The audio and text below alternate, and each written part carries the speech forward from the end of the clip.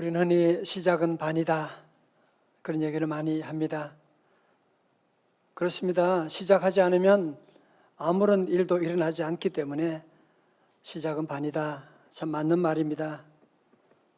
그렇지만 아무리 시작이 좋아도, 아무리 성공적인 시작을 해도 마지막이 안 좋으면 우린 그것을 실패라고 말하는 것입니다. 우리 신앙생활도 마찬가지일 것입니다. 시작을 잘 했다고 하지만, 시작이 참 중요하지만, 그러나 우리 신앙생활의 마지막에 주님의 심판대 앞에 갔을 그때 우리 하나님께서 나는 너를 도무지 알지 못하노라고 한다면 이런 비극이 어디 있겠습니까? 벌써 우리는 오늘 2020년 마지막 달 12월 첫째 주일을 맞이하게 됐습니다.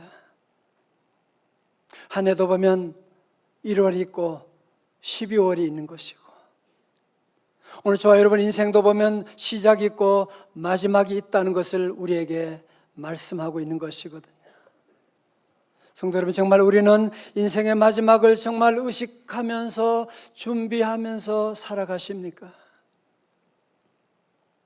미국의 아이폰을 만든 애플사의 CEO였던 스티브 잡스가 스탠포드 대학 졸업식 연설에서 자신이 17살 때 읽었던 한 문장으로 말미암아 자기 인생이 바뀌었노라고, 자기 인생의 전환점이 되게 했던 그 한 구절을 소개하는데요. 하루하루를 인생의 마지막 날처럼 산다면 언젠가는 바른 길에 서 있을 것이다. 스티브 잡스는 이 한 구절에 마음에 꽂히게 되는 거예요. 감동을 받은 다음에 그는 50이 될 때까지 33년 동안 그는 매일 아침마다 일어나서 거울을 보면서 자신에게 이렇게 물어보았대요. 오늘이 내 인생의 마지막 날이라고 한다면 지금 하려고 하는 일을 할 것인가? 이 질문에 아니요라고 하는 대답이 나온다면 다른 것을 해야 한다는 것을 그는 깨달았다고 하지 않습니까? 오늘 사도 베드로가 이 얘기를 하고 있는 것입니다. 만물의 마지막이 가까이 왔다. 우리 인생의 마지막도 지금 가까이 왔다는 거예요. 역사의 종말도 점점 가까이 왔다고 하는 것을 우리에게 알려주면서 오늘 우리 함께 본문의 말씀 7절을 우리 다 같이 우리 집에서 다 함께 가족들과 함께 크게 읽겠어요. 시작. 만물의 마지막이 가까이 왔으니 그러므로 너희는 정신을 차리고 근신하며 기도하라. 아멘. 만물의 마지막이 가까이 왔다. 만물의 마지막은 우주적인 종말도 있고 역사적인 종말도 있고 우리 개인적인 종말이 있는데, 우리가 다른 것은 모르지만 우리 개인적인 종말은 점점 가까이 오고 있는 것을 여러분 느끼고 있지 않습니까? 누구나 다 하나님의 심판대 앞에 설 날이 점점 가까이 오고 있는 것입니다. 그런데 베드로가 볼 때 초대교회 성도들이 가지고 있는 문제점이 무엇이냐 하면, 저들은 아직까지 마지막이 있다고 하는 사실을 잘 모르고 인지하지 못하고 있다는 사실을 보게 된 거예요. 사실 오늘 우리도 그렇지 않습니까? 우리가 진리를 모르는 것도 아니고 해야 할 일이 무엇인지 모르는 것도 아니고, 그런데 우리는 늘 마지막은 아직도 멀었다, 아직도 내게는 많은 기회가 있다라고 생각하고, 장례식에 다녀오면서도 불구하고 나는 저 죽음은 나와는 상관이 없다고 생각하고 늘 미루는 그런 삶을 살아가고 있지 않습니까?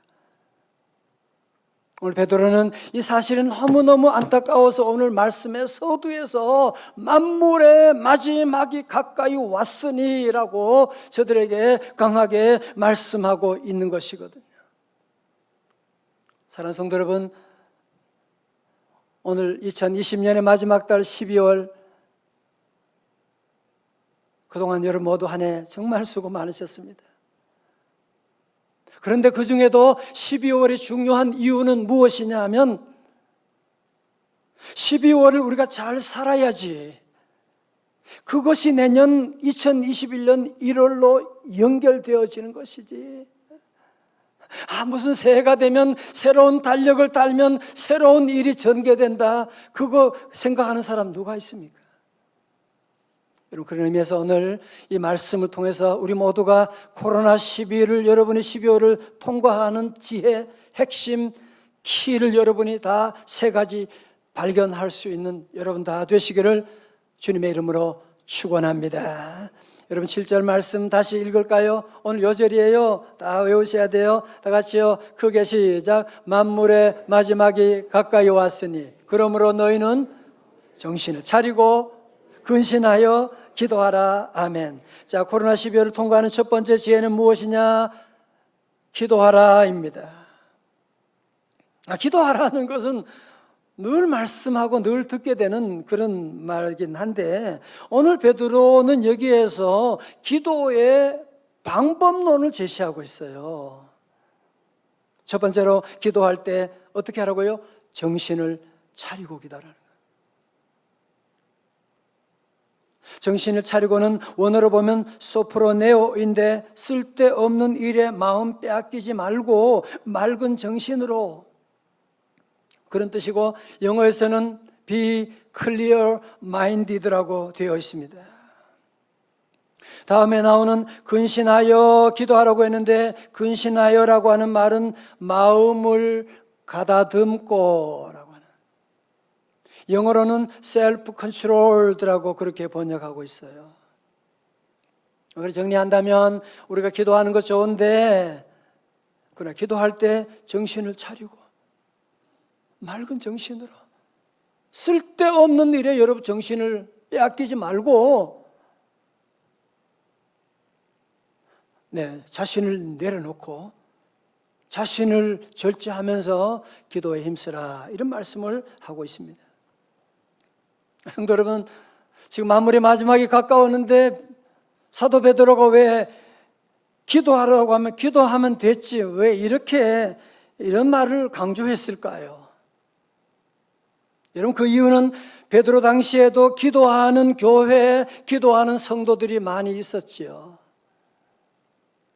그러나 저들은 기도하면서도 쓸데없는 일에 신경을 빼앗기는 거야. 기도하면서도 말씀과는 상관없이 자기 멋대로 기도하는 사람들이 많더라고 하는 얘기거든요. 전 올해 초에 좀 마음 상한, 너무 속상한 일이 있었어요. 그건 코로나가 터졌을 때 그 신천지 발로 그 사건이 이제 엄청나게 파장이 되었고, 여러분 그때 너무너무 속상했던 것은 모든 매스컴들이 신천지 예수고 증거 장막 성전인데 다 교회라고 그러는 거예요. 계속 교회에서 코로나가 발생했습니다. 확진자가 늘었습니다. 여러분, 신천지는 교회가 아니라 사교 집단이에요. 교회가 아니라니까요. 목사 아니에요. 교주예요, 교주. 그런데 매스컴이 계속 교회 그러니까 비신자들은 교회 가면 코로나 걸린다라고 하는 이런 잘못된 그런 확신을 저들에게 심어주게 돼서 이런 어려움을 더 겪고 있는 것 아니겠습니까? 성도 여러분 아세요? 신천지도 성경 공부하는 거 알아요? 예배 드리는 거 아세요? 기도하는 거 아세요? 오늘 사도 베드로는 그런 정신 나간 기도하지 말라는 거예요. 그런 이단들처럼 그런 식으로 기도하지 말라는 거예요. 오늘 저와 여러분도 자칫하면 정신을 차리지 않으면은 이런 유혹에 우리도 빠져들게 되고, 기도하면서 도리어 점점 마음은 완악해지게 돼. 기도하면서 점점 그 사람은 타락해지게 되고, 기도하면서 도리어 정말 축복받지 못하는 그런 삶으로 떨어지는 사람들도 많이 있지 않습니까? 어떻게 보면 이 말씀은 우리에게 아주 중요한 경고의 말씀이기도 합니다.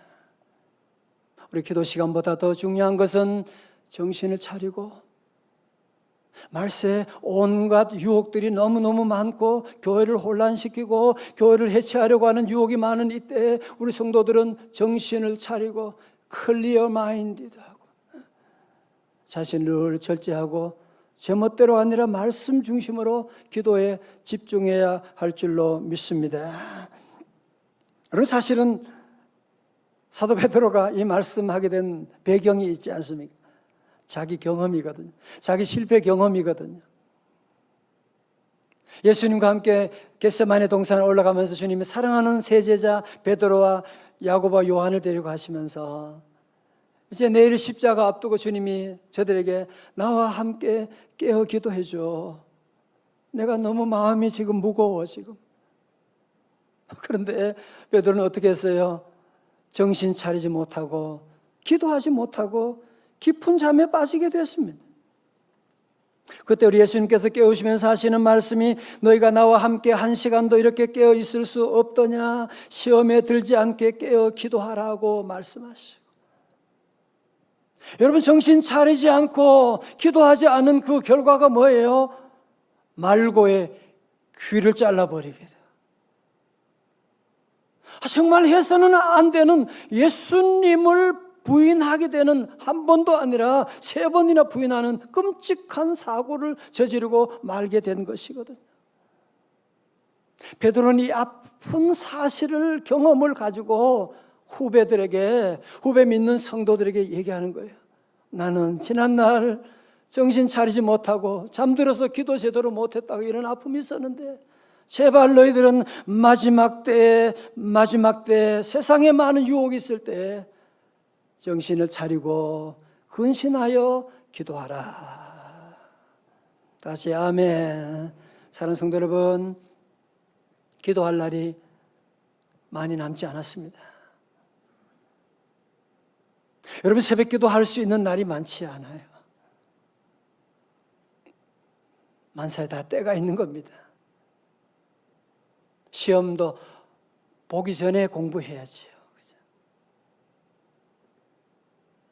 여러분, 정말 우리는 지금 전혀 가보지 않은 새로운 길, 뉴노멀 시대로 지금 살아가는데, 우리 성도 오늘 주신 이 말씀을 심각하게 받아들이고, 내 인생의 마지막도 얼마 안 남았으니까 정말 정신을 차려 근신하여 우리 함께 기도에 집중하고 나가게 되면 2021년에 우리 하나님께서 세계를 보여주시는 새로운 은혜 역사 반드시 주실 줄로 믿습니다. 두 번째로, 코로나 12월을 통과하는 성도들은 기도할 뿐 아니라 어떻게 살아야 되느냐? 오늘 성경은 서로 사랑하며 살라고 말씀하고 있습니다. 우리 8절 말씀 다 같이 읽을까요? 시작. 무엇보다도 뜨겁게 서로 사랑할지니 사랑은 허다한 죄를 덮느니라. 아멘. 성도 여러분 아세요? 우리 예수님께서 말세에 관해서 말씀하시면서 마태복음 24장 12절에 말세는 불법이 성함으로 많은 사람의 사랑이 식어지리라 그랬어요. 불법은 점점 많아지고 사랑은 점점 식어지게 되고, 바울은 말세의 특징을 디모데후서 3장 2절에서 사람들이 자기를 사랑하며 돈을 사랑하며, 요즘 가수들도 love yourself. 우리 시대 사랑이 없는 것 아니에요. 사랑이 홍수처럼 보이지만 오늘 모두가 다 자기 사랑에 머물고 돈 사랑에 머물고 다 돌아버렸어요. 정말 하나님 사랑하고 이웃 사랑하는 데는 점점 냉랭해져 버리고 있는,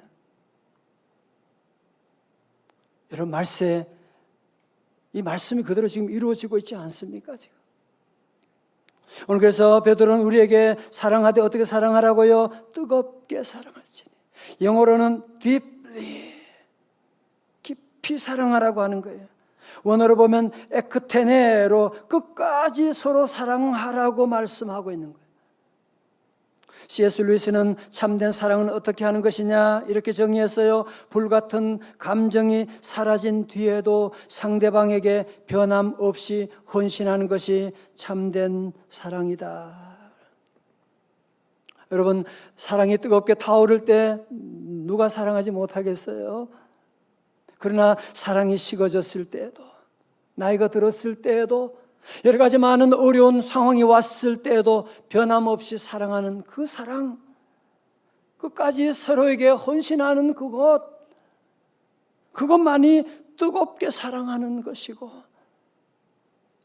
여러분, 뜨겁게 사랑하게 되면 모든 고비, 모든 위기, 모든 아픔 다 통과하게 될 줄로 믿습니다. 우리가 이렇게 뜨겁게 사랑할 때 어떤 일이 일어납니까? 사랑은 허다한 죄를 덮느니라. 미움은 허다한 죄를 다 까발리는 거잖아. 네가 나쁜. 사랑은 허다한 죄를 다 덮어주는. 우리 예수님 십자가에서 우리의 모든 허다한 죄들을 주님이 다 십자가의 보혈의 능력으로 우리에게 다 덮어주시고 우리를 하나님의 자녀로 삼아주셨거든요. 마태복음 1장 21절에 아들 낳으리니 이름을 예수라 하라. 이는 그가 자기 백성을 그들의 어디에서 죄에서 구원할 자이심이라 하니라. 다 같이 아멘. 자, 제가 지난번에 몇 달 전에 보여드렸는데 그때는 제가 왼손으로 보여드렸는데 오늘은 오른손으로 보여드리겠습니다. 자, 여러분 제 손가락이 지금 모두 몇 개입니까? 자녀들 모두 몇 개요? 4개지요. 그죠? 집에서도 잘 보세요. 4개예요. 정말 4개입니까? 몇 개요? 5개입니다. 여러분, 사람은 누구나 다 아픈 손가락이 있습니다. 누구나 다 말 못하는 사정이 다 있습니다. 누구나 다 부끄러운 모습이 다 있습니다. 사랑은 어떻게 하는 것입니까? 허다한 죄를 덮어주는 것입니다. 우리 한번 여러분 다 함께 오른손, 왼손 다 내밀고 한번 해보겠어요? 다 엄지를 안에 집어넣고요. 사랑은 어떻게 하는 거예요? 허다한 죄를 덮느니라. 시작. 사랑은 허다한 죄를 덮느니라. 아멘. 자, 그렇다면 사랑은 구체적으로 어떻게 하는 것이냐? 9절에 서로 대접하기를 원망 없이 하고. 여러분, 사랑이라고 하는 것은 동사잖아요. 사랑이라고 하는 것은 말로만 하는 것이 아니라 우리의 삶 가운데 구체적으로 대접하는 것이거든요. 자세로 보세요. 근데 우리가 대접 안 하는 것은 아닌데 우리가 대접하면서 자꾸 우리 안에 생기는 마음이 있잖아. 뭔가 반대 급부가 있기를 우리는 자꾸 기대하고 있는. 그래서 우리 사회에서는 김영란법을 만들어 가지고 그런 일들이 없도록 법을 만들고 있습니다만은 우리 안에는 대접을 하면서 뭔가 하면서 반대급부가 있기를 기대해. 알아주고 뭔가 또 있기를 기대하는데 그게 돌아오지 않으면 섭섭한 거예요. 그게 돌아오지 않으면 우리 안에 원망하는 마음이 생기게 되는 거예요. 여러분, 대접 참 좋은 것이지만 대접하고 원망하면 대접을 쏟아버린 것 같은 거예요. 안 한 것만보다도 못하게 되어버리기 때문에 오늘 사도 베드로가 우리에게 간절히 말씀하면서 이 마지막 때에 서로 대접하기를 힘쓰고 무엇보다 대접하되 원망 없이 하라고 우리에게 말씀하고 있는 것입니다. 우리 사랑하는 성도들, 저를 다 보세요. 지금 우리는 너무나 어려운 코로나19 벌써 10달째 지금 접어들고 있는, 전염병이니까 계속 거리를 두라고 얘기하는. 그러다 보니까 이 예배도 제한받게 되고, 오늘 아까 우리 그 아이가 얘기한 것처럼 이제는 예수님과 거리두기 3단계에 들어가 버리게 되는 그런 안타까움이 있고, 이런 사회적인 거리두기로 말미암아 우리 사랑하는 가족들과도 점점 만나지도 못하고 함께 식사하지도 못하고 점점 거리를 점점 두고 있다 보니까, 여러분 지금 우리 사회는 지금 우울증이 전염병처럼 지금 퍼지고 있는 것 여러분이 다 보고 있지 않습니까? 그러므로 사랑하는 성도 여러분, 이 말세 마지막이 가까운 이때 아무리 코로나가 기승한다고 할지라도 우리 성도들이 이 한 가지는 포기하지 말아야 합니다. 그것은 바로 뜨겁게 사랑하는 것입니다. 우리의 권사님들 이 어려운 가운데도 음식 만들어가지고 어려운 분들 찾아가서 대접하고 나눠주는 얘기 들으면 저는 너무 눈물이 나고, 목사보다 훌륭한 분들이 참 많이 있구나. 예, 이제 우리가 그거 하셔야 돼요. 그거 하셔야 돼요. 여러분, 우리 모두가 함께 이 놀라운 사랑을 함께 나누고, 여러분도 아시지만 몇몇 조사기관의 통계에 의하면 죽음을 앞둔 사람들이 죽기 전에 제일 많이 후회하는 것 1위가 더 많이 사랑하지 못했던 것이라고 하지 않습니까? 내가 그때 좀 더 사랑할 걸, 그때 좀 더 잘해줄 걸. 모두가 다 그런 얘기하고 있지 않습니까? 이번에 우리 교회는 벌써 8년째 사랑 나눔 박스를 만들어가지고, 대단한 건 아니지만 우리 성도들이 정성을 모아가지고 우리 아이들과 함께 만들어서 우리 이웃들에게 지금 다 나눠주고, 동구청, 서구청에 모두가 이웃들이 나눠주고, 여러분 그거 받는 분들은 추운 코로나 이런 이웃이 있다는 것 때문에 얼마나 감동하면서 코로나 아픔을 잘 넘어가겠습니까? 우리 성도들은 다른 사회적인 거리두기 해야만 합니다. 그러나 사랑의 거리는 점점 좁혀나갈 수 있기를 주님의 이름으로 축원합니다. 마무리 마지막이 가까이 올 때, 내 인생의 죽음이 가까이 올 때 마지막 세 번째 지혜는 무엇이냐? 서로 봉사하라입니다. 10절에 각각 은사를 받은 대로 하나님의 여러 가지 은혜를 맡은 선한 청지기 같이 서로 봉사하라. 무엇으로 봉사하라는 건가요? 11절 보니까 만일 누가 말하려면 하나님의 말씀을 하는 것 같이 하고, 다 같이 읽어요. 누가 봉사하려면 하나님이 공급하시는 힘으로 하는 것 같이 하라. 이는 범사에 예수 그리스도로 말미암아 누가 하나님이 영광을 받으시게 하려 함이니 그에게 영광과 권능이 세세 무궁하도록 있느니라. 아멘. 지난주간에 어떤 분이 제게 천년 비누라고 하면서, 비누가 2개 들었는데, 한 꽉에 2개 들었는데 이걸 600개를 가지고 오셨어요. 그러면서 하시는 말씀이 일산 지역의 어려운 교회 목사님들께 나눠주라고. 참 귀한 분들이 참 많이 계세요. 그래서 제가 그것을 어려운 교회 목사님들 쭉 나눠주는데 저는 전혀 부담이 안 되더라고요. 아까운 마음이 생기지 않더라고요. 왜? 내가 내 거 나눠주는 거 아니잖아, 그렇지? 내가 받은 것을 그냥 나눠주는 거지 않습니까? 너무너무 기쁜 일이죠. 사랑하는 성도 여러분, 우리가 섬길 때에도, 우리가 남을 봉사할 때도 그 원칙이 오늘 무엇이냐면, 오늘 본문을 잘 보시게 되면 10절에서도 각각 은사를, 선물을 받은 대로,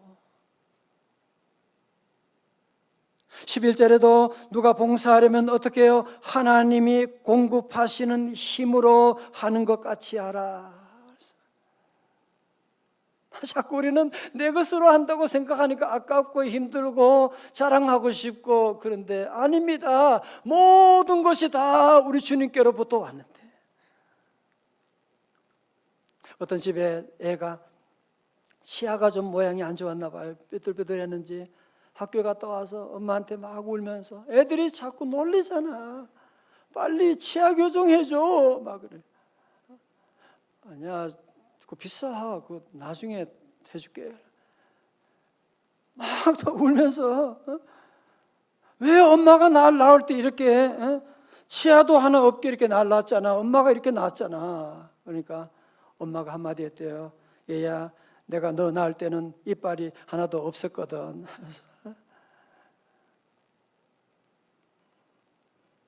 여러분, 그렇습니다. 우리 가진 모든 것, 우린 다 빈손으로 왔잖아요. 우리가 치아도 하나도 안 가지고 왔잖아요. 우린 다 거저 받은 것인데, 우리 성도들은 마치 내 것인 것처럼 큰 소리 칠 것도 없고, 또 내가 없다고 여러분이 기죽을 필요도 없는 것이고, 우리는 모두가 다 하나님께로 받은 것으로 선한 청지기와 같이. 여러분, 청지기란 말은 무슨 말이냐? 주인이 밥 먹을 때 시중 드는 것을, 그게 바로 청지기예요. 우리 성도들 모두가 함께 이 마지막 때, 이 어려운 시대 가운데 하나님이 주신 이 놀라운 은혜와 축복, 우리 모두가 함께, 이웃들에게 함께 나누어 주어서 그때 오직 하나님의 이름이 영광 찬양 받으실 줄로 믿습니다. 지난 9월 30일에 국내 최고령 94세 현역 의사 얘기 들어봤어요? 94세 현역 의사로 활동한 한 원주 매그너스 요양병원 내과 과장이 별세했다는 소식을 들었는데요. 여러분, 나이가 80만 돼도 늙었다, 끝났다 그럴 텐데 이분은 94세까지 현역으로 일했다는 거예요.